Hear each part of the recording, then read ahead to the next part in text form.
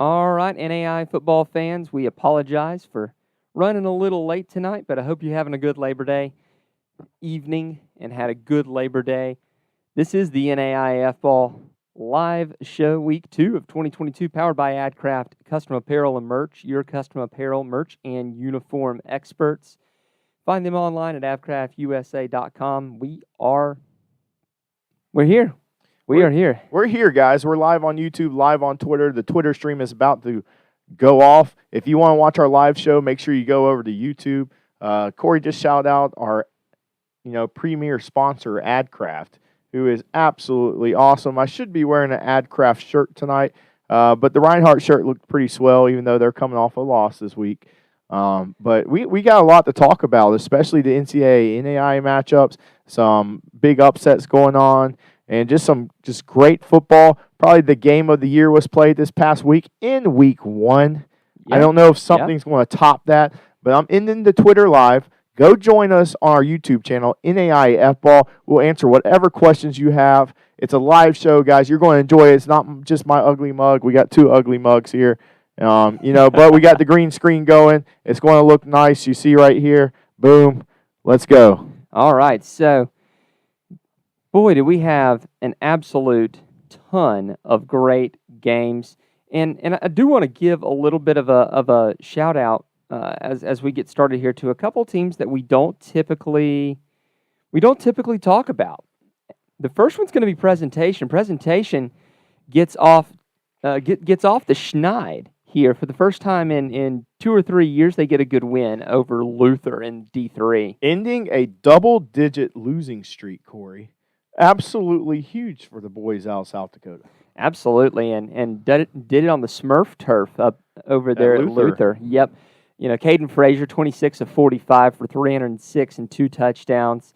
And defensively, 5 of 21 on 3rd and 4th down conversions. That's what you need to do to win. Well, not only that, and you just talked about, they forced Luther into 3 interceptions. And how many possessions did they win by?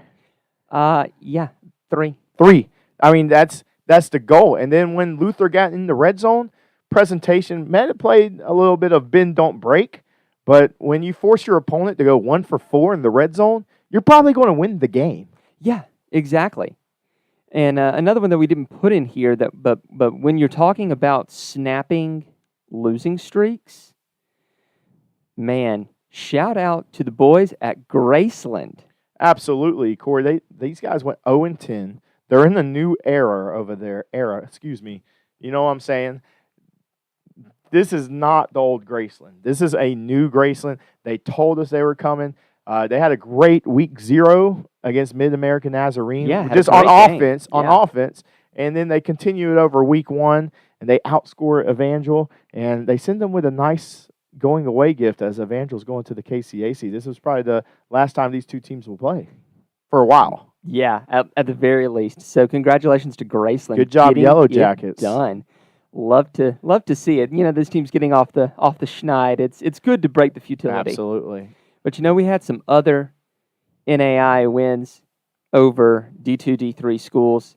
The next one up is going to be Mayville State getting it done over UW-Stevens Point. You talk about a team that is not their father's team. This is not your daddy's Mayville State. Absolutely. The comments are out there, very explosive through the air. How about Tim Salmon with 280 passing yards, 17 out of 33, 2 touchdowns. And, the offense was absolutely going.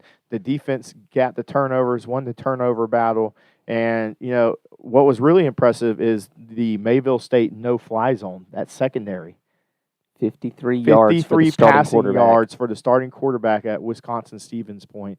Mayville State, can they, rise up? We talked about in the preview show, could this be a step-up year for them?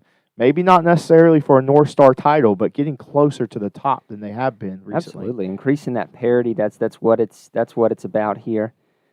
So then our next game then is going to be one that, well, the next 2 were not as close as the scoreline indicates. On this one, Southeastern had this one 34-0. Yeah, against D2 Savannah State. Who is not a bad D2 Dude, squad. Let's just say Savannah State's a couple years removed from going to Norman, Oklahoma, and going to Tallahassee, Florida, absolutely getting obliterated. But you know what I'm saying? But not a bad D2 squad. Southeastern goes in there, and they're one of these other teams in a new era. And, you know, what was really impressive is, Corey, at the beginning of the game, it was 0-0 at the end of the first quarter. And Southeastern exploded 27 points in the second quarter. That Sun Conference is going to be very, I don't know how to explain it, but fireworks when Southeastern and Kaiser meet again. Fireworks. Yeah. You know, we've talked so much about the other teams and quarterbacks, and we know how good the quarterback at, say, Kaiser is. But, man, I've been watching Kalen Wiggins for the past 2 weeks. Right. That man is doing good through the air, and his team's leading rusher as well. Absolutely. Maybe Southeastern just needs more weather delays during their game, because that's when they really just sparked it on. That's great coaching on their part, because that's basically a halftime right there. After a 30-minute weather delay, they made the adjustments on offense and just exploded for 27 points in the second quarter. I will say, man, it does help, though, when you're facing a punter who's John, you know, everybody says that they think that they could do something or another. Right. But I think I could kick 8 punts for 26.2 yards apiece. You know, punters and kickers are weird. When the pressure gets to them, they are no good, if that makes sense. Yeah. I'm sure. I've never, you know, I don't pay much attention to Savannah State because they're NCAA. Yeah. But, you know, for a punter, I'm sure that's not a normal day for him. 26.2 yard average. It can't be. And then this one was not as close as, or this one was closer than the scoreline indicated. I was able to go up to Valdosta and take this one in. Kaiser gave a Valdosta State team that Bill Connolly had ranked number 2 in Division II SP Plus to start the year, and was running the ball down their throat. Just they were using that great ground attack to move the ball up and down the field. This one didn't get out of hand until late when Shea Spencer threw a couple of interceptions in the fourth quarter, and the game really got away from them there. Credit to Kaiser, man, to stick with that. That's a big-time game in a big-time stadium with a big-time band. That's a huge Kaiser had the lead advantage for a little bit there. Oh, absolutely. Like I said, they gave Valdosta State all they wanted. And, you know, I was talking with one of my friends from Thomas, who was there covering it, and she's sitting there going, "Oh, we gotta watch out for Kaiser now." Right, absolutely. They will bite you. I'm telling you, Southeastern Kaiser, that's going to be a war. Oh, my gosh. That's going to be insane. So some of the great NAIA games, we had a ton of upsets here on our own turf. Texas Wesleyan, I know they probably don't feel like this is an upset Absolutely. taking out Arizona Christian. They're telling me they deserve to be top 10. That's how good they think they are. Hey, man, look, if you come out here and you beat Arizona Christian, you turn around this next week and you come out and you get it done again. Man. Yeah, so the Rams traveled up to Glendale, Arizona to face the Firestorm. Start off with a trick play touchdown to get the ball rolling. And they were absolutely consistent through the game. You see some teams just have sparks throughout certain quarters. Corey, the Texas Wesleyan, they scored double digits in each quarter and did not let their foot off the gas. Yeah, and look, Dalton Dale with 212 yards and 2 touchdowns is great. Ernie Caesar with almost 2 bills on the ground and 2 touchdowns. Offensively, 8.2 yards per play. We saw them do it against Arkansas State Catatado last week where it was like 10 yards per play, and we wanted to see how they would do against NAIA competition. And by Jove, they did a fairly good job there as well. And then, you know, we just talked about, you're going to the next slide, about a team playing consistent. And now we have a ranked team that did not play very consistent. Started out hot, you know, scoring 21 points in the first half. And then Olivet and Nazarene kind of fell dead in the second half, only scoring 3. Siena Heights weathered the storm, going in at halftime 21-7 down. And then, you know, roaring back and winning with, you know, and it's the defense that just stood up in the second half to give that offense a chance to get going, kind of flip the field, because they got obliterated on the box score, just looking at the stats. Yeah, I mean, it wasn't a great offensive game, but look, Yeah, if you win, you win. You win, you win. That's all that matters. And Siena Heights defense with 6 sacks. Right. That's really helpful. You're helping flip the field, and Olivet Nazarene could not stay on the field in the second half. Yeah. And, it doesn't matter, if your lead is only 2 possessions, you're not going to survive very long if your offense can't stay on the field. You're going to give the momentum all the way back. Absolutely. And then out west, College of Idaho upsets Rocky. And Rocky was a team that a lot of people that was the Frontier sexy pick was Nathan Dick and the Rocky Mountain Battling Bears. Absolutely. But look at College of Idaho just coming out and doing it despite 2 interceptions from quarterback Andy Peters. They get it done, and they shut down Nathan Dick, hold him from getting a passing touchdown. And so, look, you see De Niro Killian here. Rocky Mountain's far from over, though. No, yeah. The Frontier is absolutely whack. It's a great conference. Top to bottom. It's a great Corey's over here wearing the College of Idaho shirt. Had to rep it Battling tonight. Bears, will have a bye week to really get things going over there at Rocky Mountain, and they travel over to an NCAA school September 17th. Looking forward to see what happens there. Then we head back east. Georgetown has no issues with Bluefield, 52-7. This one was over real quick. Credit to the Georgetown defense. We talked about how good Nathan Hurstich has been. All right.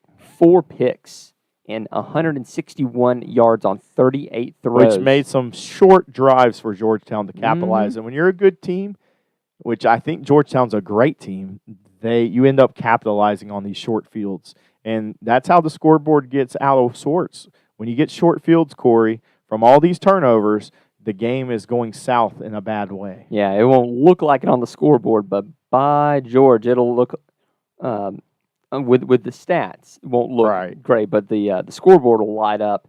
And then the one that sent everyone's head spinning here. Yeah, just a little bit. Even though we're reminded this is the second win in a row for Bethel over Reinhardt. Mm-hmm, absolutely. 16-8. It never felt like Reinhardt was totally out of it until the very end. Yeah. But Bethel, man, credit to their defense. Reinhardt couldn't run. What's crazy is both teams scored on their first possession, and this is the score week. That was about it. You know what I'm saying? That was like, we're done with offense for today. Yeah, exactly. It was 8-6 for the longest time, and then with Reinhardt leading, and then Bethel comes back and scores 10 points. Shout out to Kalen Warren there for Bethel, 12 tackles and a TFL. Reinhardt just could not get any offensive momentum and going. Bethel just had the huge turnover late in the game, that fumble, and recovered it. And because Reinhardt was driving on the other side of the 50 to have a chance to go up and try to tie it. Yeah. And, the defense came away with a takeaway. Then we had 2 classics in the middle of the country, starting with Grandview Benedictine early. Grandview gets out about to that kick? 52-yard game winner. Most Division I FBS Power 5 kickers would be peeing down their pants at a 52-yard field goal to win the game. And I saw that highlight, and I went nuts in my living room watching that. I mean, and afterwards, just the reaction from Nathan Hamilton. I knew I had it, so I did it. We want to see Johnny Sullivan clean up some stuff, but he still looked very efficient through the air.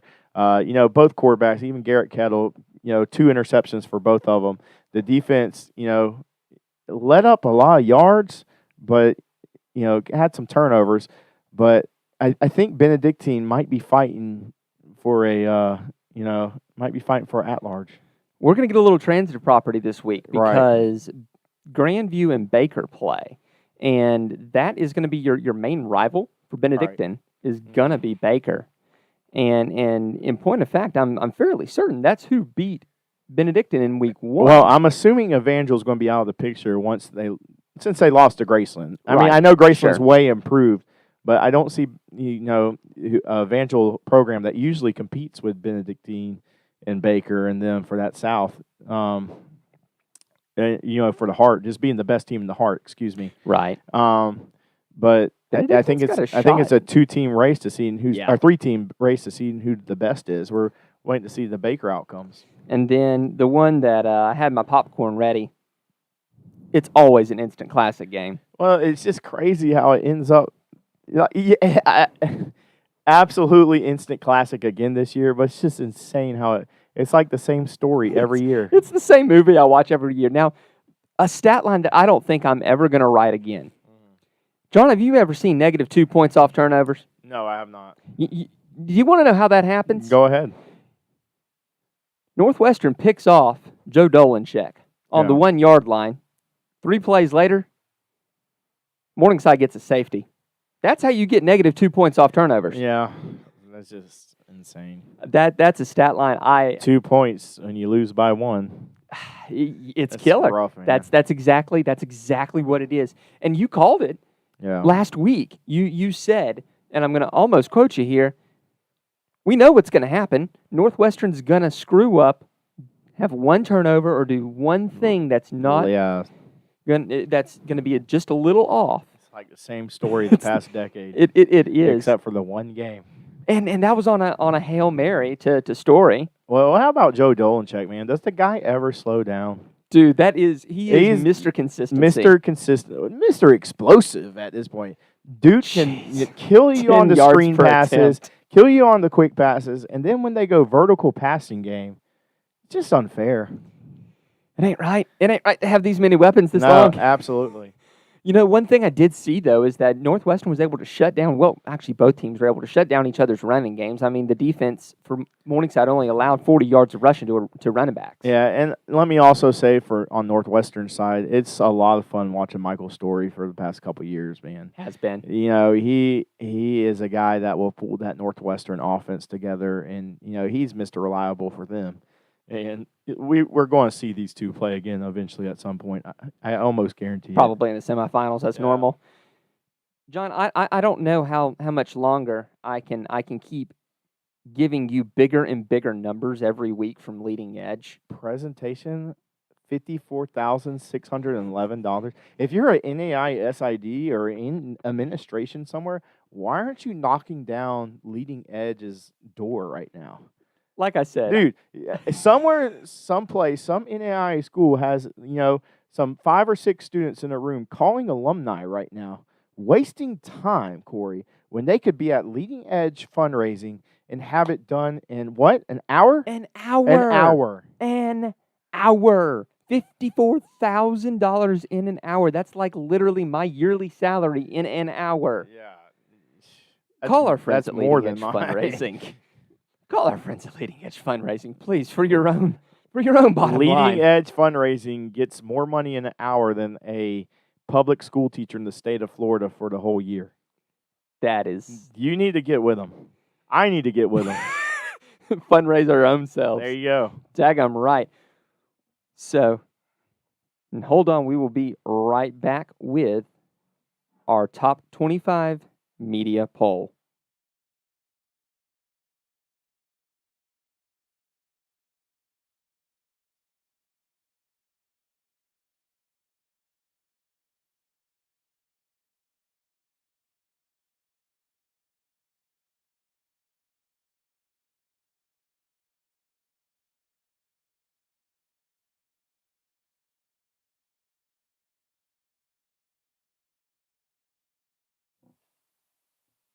All right, and we are back. Again, just the normal caveats here to our top 25 media poll. This is 7 guys here across the nation who are doing this. Unfortunately, at this point, it doesn't count for anything towards the playoffs, but it is a great counter to the coaches. And Coaches' poll isn't going to be out for another week. And, guys, just know that these are other media members by other outlets that cover throughout the country, a different region. So me and Corey are here in the state of Florida. So you think we might have a Sun Conference bias, which we don't, or we'd rank those teams way higher. To be fair, I'm like the only one ranking St. Thomas at this point. We see it as it is. We got a dude from the Frontier, a dude from the Sooner Athletic. I'm not saying they root for these teams, but they're there. It's important to stress that it's just not me and Corey. So when you guys get pissy in our DMs, just know it's 7 guys to be pissy at, not us. Not us. But we're pretty close. starting from the bottom, we have a new team making their way into the top 25. We got a lot of newbies in the top 25 this week, and it starts with St. Francis of Illinois. It's like they've been biding their time that they haven't played a game. They get a little counter reaction of not playing a game, being safe, and still having the preseason expectations. We'll see what they are made of here pretty soon this weekend. Honestly, with all of the absolute chaos that happened this week, it was probably a good thing. Yeah, they've been hovering near the end. So Cumberland's comes up into the poll here after a bye week. They did win in week 1, but they did have a bye week here. Carroll at number 23 raises a spot to number 23 after Etchen went into the win column in week 1. And Texas Wesleyan, finally, they're there. They're there. They're there. It's up to you guys now if you stay in and keep rising. So, you handled your business against the, Arkansas State school from down south of the border. Mm-hmm. And then you handled your business against Glendale, Arizona Christian.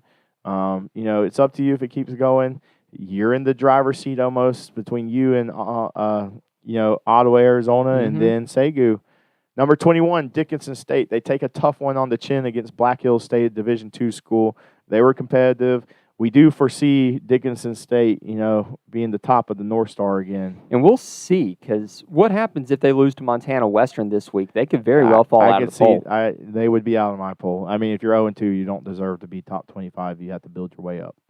At number 20, we have the Benedictine Ravens, who find their way back into the poll. They are new this week after taking that loss. It's rare to have a loss and get ranked the next week. But that's the beautiful thing of the media poll is we can, it's not just numbers on a paper for us. Yeah. We actually watch the games. We know what happens. If you've taken a team to the wire that hasn't lost a regular season game now in 2 years, you deserve to be ranked. And I think Benedictine's going to keep building from that. Absolutely. I love what the Ravens are doing. They were my pick for their side of the heart. I'm surprised number 19, St. Xavier, is in there. I know they took a Division II loss, but they got absolutely embarrassed by the University of Indianapolis. They dropped 6 spots. So they took their lumps in our poll. They got to win this week. They've got a huge matchup that we'll talk about here in a minute. And College of Idaho, 2-0 in the Frontier. Get the win right there. I'm surprised they're not over Montana Western, who's number 17, which they have a big week, like we said, Dickinson State. Yeah, absolutely. And then Dordt, 1-0. Dordt absolutely obliterated their opponent this weekend. I can't think of who it was, but it was a GPAC team, right? Yeah, it was. It was a conference team. About to say, if you give me 3 seconds, I'll tell you who it was. I didn't get to watch any of them, but I will say Briarcliff, the Chargers. I will say, just looking at that box score, like we said, we watch as many games as we can. My wife complains about me. Yes, absolutely. We're on the YouTube channels. We're on the athletic websites watching these games. But Dordt looked absolutely impressive on paper. I'm going to make sure I keep an eye on them their next game. Ottawa of Arizona at number 15 holds serve there. Yeah, they absolutely destroyed Lyon, who is going to Division III soon. Yeah. So what a send-off gift, I believe. Absolutely. Reinhardt drops 6 spots. Here's the beautiful thing about the media poll. Yeah, I was just and about the to coaches say. poll, sometimes a team like Reinhardt would stay above the team they just lost to. The beautiful thing about the media poll is we can get it right. Bethel with the huge win, but they were both very close. The margin of error between the two is correct right there. One's above the other. Right neck and neck of the poll. Number 12, Southwestern, looks great on defense. Yeah, absolutely. 1-0. And we'll see because Kansas Wesleyan is still hanging around here. Absolutely. And they're ready to strike. They're my pick. So, and then Concordia of Michigan loses and still gets ranked right outside there, and they lost to Stetson. The FCS they lost school. to Stetson, and I mean they were leading 7-0 early there, and just couldn't hold on. They dropped 5 spots there to number 11. Absolutely. Number 10 is the aforementioned Kansas Wesleyan. They rise 2 spots after their beat down this week. Yeah, I see nowhere but up for Kansas Wesleyan. We got our biggest mover of the week, and that's Georgetown coming up 7 spots from number 16 to number 9. When people said that you need to watch out for your opponent this week, and you go out and beat them 52-7, well deserved to have that spot. That'll put you on notice there. Baker is taking advantage of some of the instability in the top 10 right now, and they're just handling business. Yeah, and they're the most winningest program in the NAIA. Now they have it by themselves. Yep.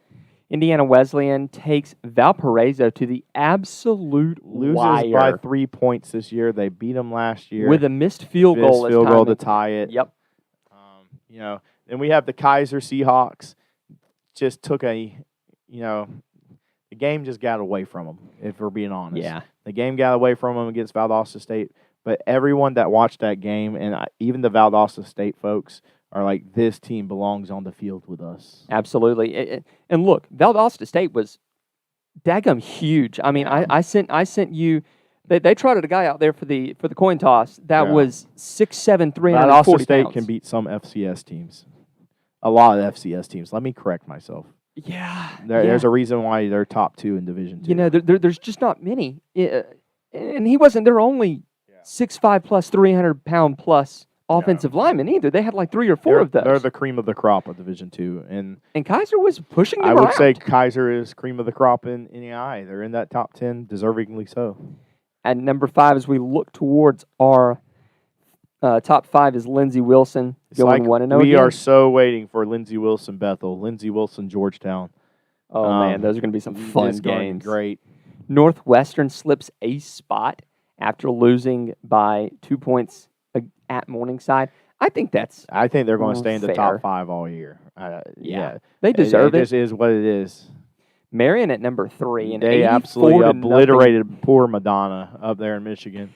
And look, when you get the coach's son out there tossing a touchdown pass, freshman coach's son out there tossing the touchdown pass, that's when you know that this game be in garbage time. Absolutely. Grandview survives. Benedictine stays number 2. And Morningside. Just the best of the best. And they're not changing until they lose. Absolutely. We'll be back after this message from Mommy Bay Turf Nation. Mommy Bay Turf Center, a leader in synthetic sports surfaces as well as natural field construction, maintenance, and renovation. Mommy Bay Turf is part of Turf Nation, the most trusted source in the synthetic turf industry, including creating the surface for the biggest game in pro football. From professional, college, and high school sports to recreation and commercial projects. Check them out at mommybayturfcenter.com and see our large collection of finished projects and services. Mommy Bay Turf Center. We build better. John, I do believe that they're not wrong there, that they build better, because then you see pictures like this, and you see just a beautiful field that is put together there. Last. Absolutely. Even if you're high school, your school district is going to thank you. Most school districts are going turf. They're trying to help their maintenance guy out, go ahead and investing the upfront cost. Moving on with the times. Turf is in the trends. I'll say this. Go talk to our friends at Leading Edge. Yeah. Go raise your $50,000. Yeah. And that'll get you a pretty penny towards your new Mommy Bay Turf Nation field. field. It'll get you a nice down payment. How about that? Exactly. Those turf fields are expensive, but they're worth the investment. Absolutely. Go hit them both together, and that'll do. So, of course, Mommy Bay Turf and Turf Nation are sponsors for our Player of the Week. And this week, Jace Orndorff from Culver Stockton gets our offensive nod here. 19 of 35 for 356 yards, 5 touchdowns, and a pick. They love to air it out over there, and that's what they did.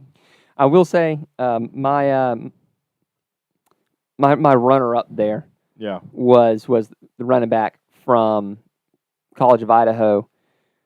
On 8 carries, my man had 4 touchdowns and like 84 yards. That's insane. That is zone 4 times. That is efficiency. That is efficiency. Right there. And then on the defensive side, we had a Thursday night gym from Riley Gerhard, 20 tackles, 2.5 tackles for loss, including a sack against Concordia Moorhead in the That's Ag Bowl. insane to have 20 tackles. Yeah, I mean, it's been done before, but not done often. we get like 2 or 3 of them a year. It's like getting a it's like getting a no hitter in baseball. Absolutely. You'll get 1 or 2 of It's them. rare. And so, man, we've got some good ones to watch this week. There's going to be no shortage. Kaiser continues their gauntlet, playing at Valdosta's conference rival, Mississippi College. Yes, another Gulf South Conference team. I think they have an easier time, with these guys, but they should not take them lightly. Mississippi College has a proud history over there. Absolutely. Is it just me, or does that logo remind you of Ottawa of Kansas? Absolutely, it does. So that's going to be a good matchup, and if Kaiser can learn from what they got wrong against Valdosta, Yeah. there's a good chance we're going to see Kaiser beat Mississippi College. Absolutely. Next one's a rare Sun Conference versus Mid-State Athletics Association. Such a rarity. St. Thomas, who is gaining steam, traveling up to Chicago against the St. Xavier Cougars, who are basically down right now. Can the Bobcats of St. Thomas kick them while they're down and keep them down to get a win? That's going to be the big question. To me, I love what St. Thomas is doing. Y'all they're have heard pretty me close to the playoffs last year. Yeah, I mean, I've been sitting here holding their water, some would say, for the last 2 years, and we'll see this weekend if I'm right. Absolutely. And this next one, can we call it the Franciscan Bowl Part 1? Because it totally is. Yeah, they should have some kind of name for this. St. Francis, Illinois versus St. Francis, Indiana. This is the first game for both programs this season. We have no idea really what to expect, except we know both teams on offense and defense line are absolutely huge.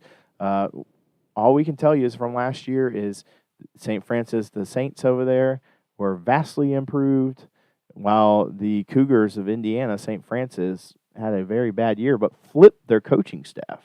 Yep. Made a lot of different changes, so we're looking forward to seeing how that goes. Cats and dogs going against each other in that matchup there of the St. Francis. And then the game that we alluded to earlier, Grandview at Baker. That's going to be a good one. How does Grandview bounce back from an emotional win against Benedictine and play a good, solid Baker Yes, team? The best of the Heart North travels to what we assume could be the best of the Heart South. Yep. I mean, I know there's games to play in the South, but we know for sure Grandview is the best in the North. Yeah, absolutely. This is going to be a key for Grandview. If they can beat Baker, then it's pretty much smooth sailing from here. And then our other 3 games here to watch. Dickinson State at Montana Western. Can Dickinson State exact a little bit of revenge on Montana Western? They need to. Montana Western has traditionally beaten up Dickinson State more times than not. It's a big game for both of them. Dickinson State, they can start 0-2 and still make the playoffs just because of the quality of North Star. It's done many a times, but I don't think Montana Western can afford the loss here. Yeah. I mean, just with how crazy stacked the Frontier is. Yeah, you've got to get a win here from Montana Western. Now, you want to talk about a team coming off an emotional win? So I'm going to say Morningside at Dort. Dort is the last team standing in the way of another 10-0 season for Morningside. And that's crazy to say for week 2. The last 2 years, Dort has come within an interception late of beating Morningside. Yeah. In both of the last 2 seasons. You get the game at home this year. Can you do what Northwestern has not been able to? That's the game we're going to be glued to this year. This week. That's going to be a good one. I'm also going to be watching Ottawa of Arizona versus Sagu out there. Keaton Dudek of Sagu got absolutely stonewalled in the last game. They still beat Louisiana Christian, but LC did a great job of keeping Keaton Dudek pinned up. Can Sagu get their offense going with a new quarterback against a high-flying Ottawa of Arizona team with, I didn't know who their starting quarterback was. Do you know who Ottawa of Arizona's starting quarterback is? I'm going to be honest, no. It is the Kansas Wesleyan transfer, Isaiah Randall. Yes, how did I forget that? I saw that and I talked went, about that preseason. hey, that's where he went. I always think of Austin McCullough. I know he's not there anymore, but I still think of him. The ghost of Austin McCullough Yeah. will be there for ages and ages. But man alive, just another host of good games again this week. And so we get to, like I say every week, my favorite part of the show. And that's thanking our patrons who help us do this and keep doing it. And got a couple new ones this week Really? to Good throw deal. on the list. We get the legend Frank Dolanchek to put his Oh, name on the man. line. Yeah, Papa Dolanchek. Absolutely love it. Thanks also to Julianne Shager and JGLB43 who joined the cause Yes, this week. We appreciate you guys. So I'll do them backwards. So thank you also. Freeland. Okay, so Freeland actually started at quarterback, and then Randall came in and spied him there. So thank you to Monty Mustang, Lance DeMond, Brian Shake, Coach D67, Steve Speakman, Justin Hoffman, Tyler Pierce, Kyle Gregory, Jeff, Hayden Ferrigno, Nick Ryan, Dane, Justin Cobb, Marty Seabolt, Ace Wellen, Cordell, Austin Steele, the never-failing Jody Hoagland, the helmet expert himself, Jerry Quickle, Alex Garcia, Fred Christensen, Shirley LaBella, the Lens, Jeremy Vobble, Roger Meyer, the Franciscan Bull King, Bob Boone, Darren, Danielle Quinn, and DSU Cone. We got a couple of things here as well as we wrap up. Peru State, who got a big win. They're 1-1 now. Yeah. They play at Benedictine. That's going to be a good one. We talk about coming back from emotional games. Right. Benedictine is going to have to play good against Peru State because Peru State's got a good D. Yeah, no one's going to feel sorry for you that No. you lost on a game-winning field goal. Yeah, exactly. You got to go there. I guess the good news for Benedictine is they don't have to go to the Oak Bowl. Right, absolutely. It's always great, not great, but it's always better when you come off a loss like that than you stay at home. Yeah, absolutely. So, man, it's going to be fun. So stick with us, guys, for another week of great football. It's going to be an absolute blast. You got anything else before we let them get about their night? That's it, guys. We appreciate you. Appreciate the support. If you haven't subscribed, please subscribe, and we'll catch you next week. Absolutely.